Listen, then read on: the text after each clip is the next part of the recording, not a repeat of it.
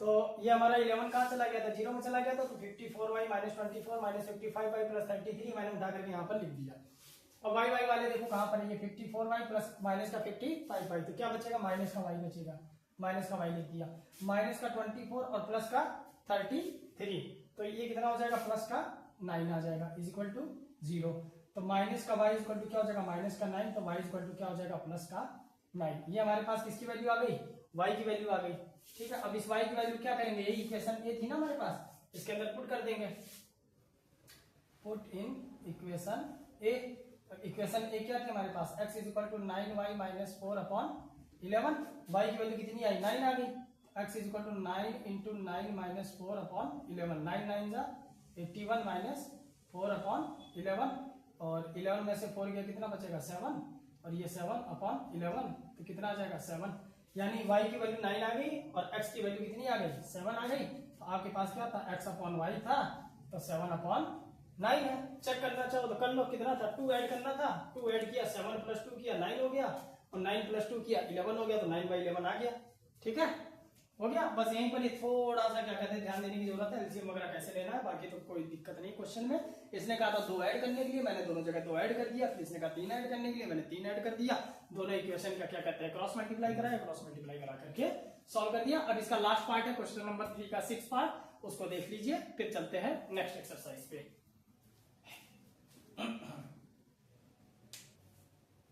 अब ये question number 3 का आखिरी पार्ट है, 6 वाला पार्ट, बहुत इजी है, बस ध्यान से लैंग्वेज समझना है। 5 years hence, hence यानी आफ्टर, मैंने आपको कहा था अगर आफ्टर है तो प्लस होता है, बिफोर है तो आपका क्या कहते हैं माइनस होता है। ठीक है, तो 5 years hence, 5 साल बाद, the age of Jacob will be 3 times, Jacob की जो एज उसकी क्या हो जाएगी, 3 times हो जाएगी दैट ऑफ हिज सन, उसके बेटे से। 5 years ago, 5 साल पहले, मतलब -5।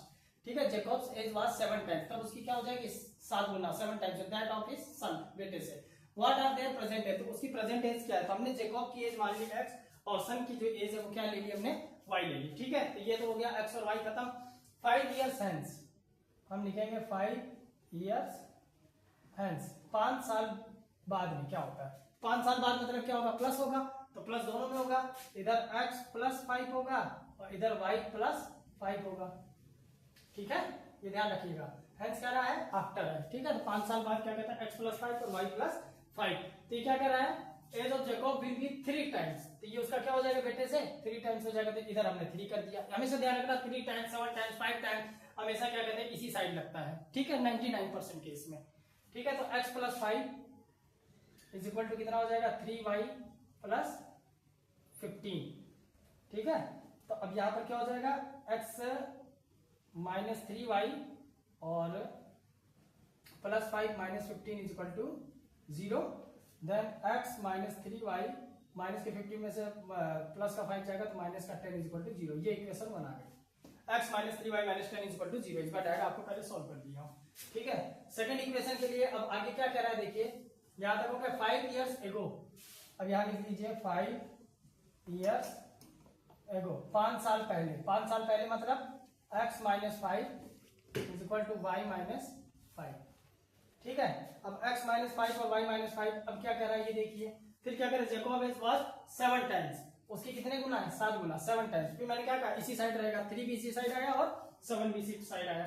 अब इसकी इक्वेशन क्या हो जाएगी, x minus 5 is equal to 7y minus 35, इसको सेट कर लीजिए, x minus 7y minus 5 plus 35 is equal to 0, तो इसकी इक्वेशन हो जाएगी x माइनस 7y प्लस का 30 इज इक्वल टू 0। ये आ गई इक्वेशन सेकंड। फर्स्ट और सेकंड इक्वेशन आ गई आपको, तो उनकी प्रेजेंट एज निकालिए। प्रेजेंट एज का मतलब क्या हो गया, x और y की वैल्यू निकालनी है आपको। ठीक है, तो आपके पास इक्वेशन 1 आ गई, इक्वेशन 2 आ गई। ठीक है, अब इन दोनों इक्वेशन से आपको पता है क्या निकालना है, इक्वेशन ए निकालना है। इक्वेशन ए निकालने के लिए पहली इक्वेशन लिख लेंगे, x minus 3y minus 10 is equal to 0, तो x इज इक्वल टू क्या आ जाएगा, माइनस का 3y उधर जाएगा, प्लस का 3y हो जाएगा, माइनस का 10 उधर जाएगा, प्लस का 10 हो जाएगा। ये किसकी वैल्यू आ गई हमारे पास, x की वैल्यू आ गई, जिसको हम कहते हैं इक्वेशन ए। और इक्वेशन ए को कहां पर पुट कर देंगे, पुट इन इक्वेशन 2।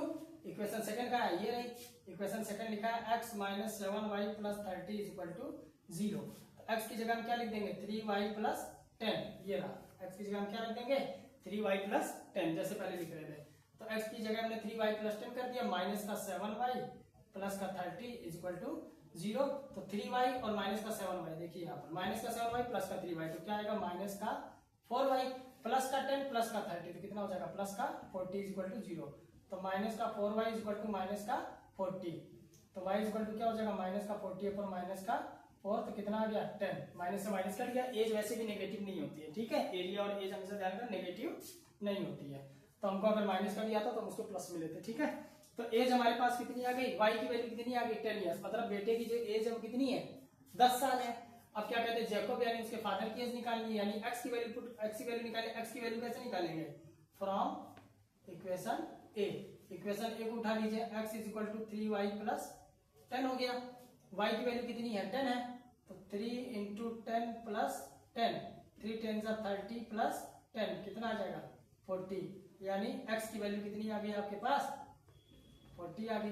यानी उसके जो पिताजी हैं, जो उसके फादर हैं, उनकी एज कितनी 40 है और बेटे की एज कितनी है 10 ईयर्स है, ठीक है।